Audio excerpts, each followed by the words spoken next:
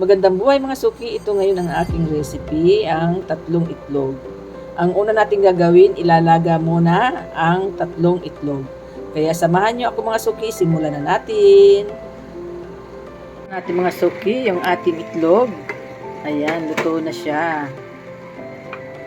Tingnan natin siyang ahunin. Lagay natin siya sa tubig at palamigin muna natin siya.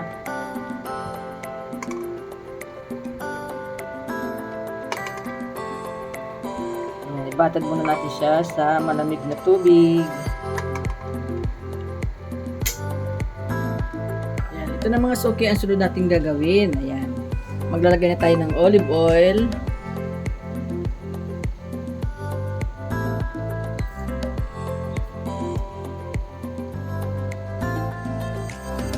Ayan, kapag mainit na yung ating mantika, pwede na natin ilagay yung ating potato marbles. Yan, lulutuin muna natin siya. Ito yung maliliit lang na potato.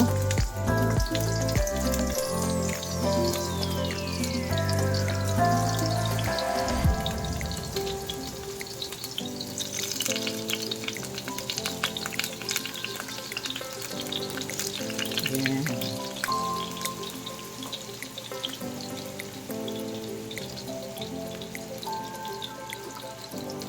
Ayan, luto na mga suki yung ating potato marbles. Ayan, pwede na natin siyang ahunin.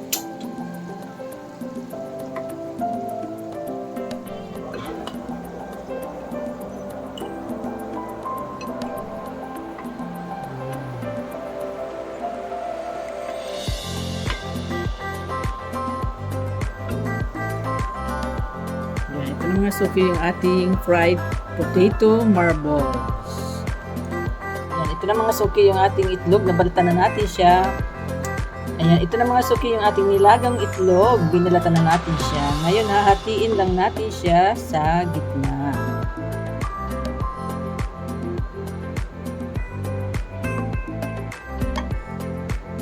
Ayan, ganda ng pagkaluto natin ng itlog.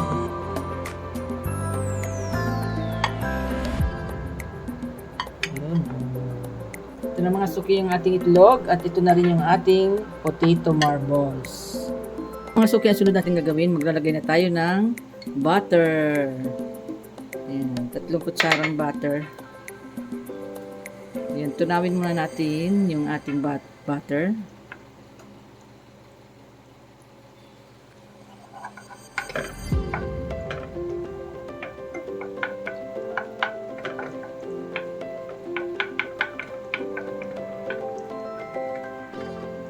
Ayan, ang ginamit natin na butter ay unsalted butter. Ayan, tunaw na yung ating butter. Ilalagay na natin yung ating potato marbles. Unahin natin siyang ilagay.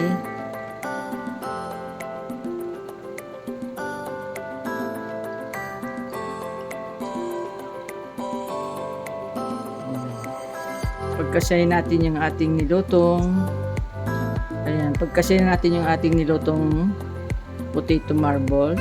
Ayan. Then, isunod na natin yung ating nilagang itlog. Ayan, isunod na natin mga suki yung ating nilagang itlog. Ayan, lagyan natin siya sa gitna.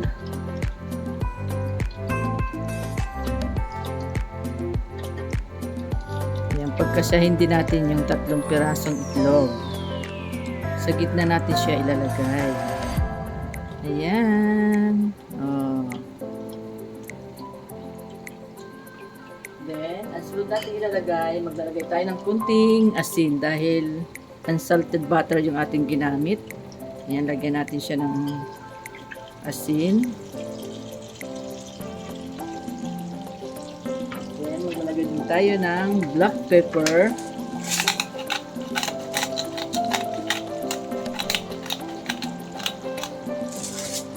Tama na, konti lang ilagay natin. Ang sunod natin ilalagay mga suki, ang ating mozzarella cheese. Yan sa ibabaw.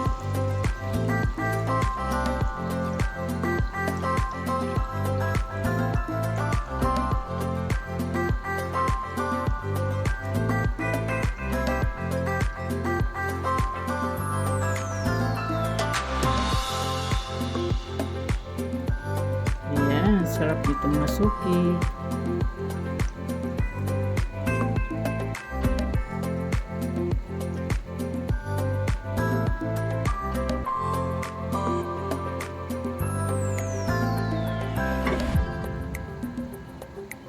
Ayan.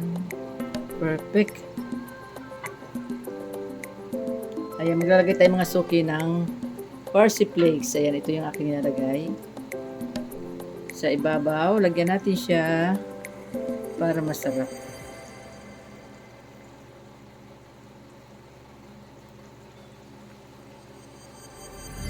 Charan! Ayan na. Ayan, luto na mga suki ang aking recipe ngayon. Ayan.